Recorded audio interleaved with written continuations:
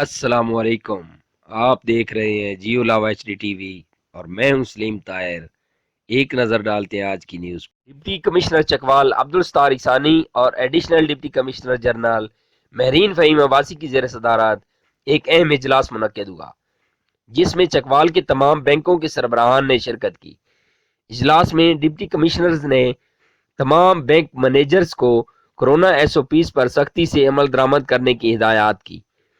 Deputy commissioner نے اجلاس سے خطاب کرتے ہوئے کہا کہ کورونا جیسے مہلک وبائی مرض سے بچاؤ کے لیے ضروری ہے کہ ہم سب مل کر حکومتی ایس او پیز پر عمل درآمد کریں۔ ہر بینک کے باہر گیٹ پر آنے والے کو سینیٹائزر سپرے کے بعد اندر آنے دیا جائے اور ہر کسٹمر نے ماسک پہنا ہو، جبکہ بینک کے اندر اور باہر سماجی فاصلے کا خاص خیال رکھا جائے۔ رپورٹ امتیاز احمد لاوا۔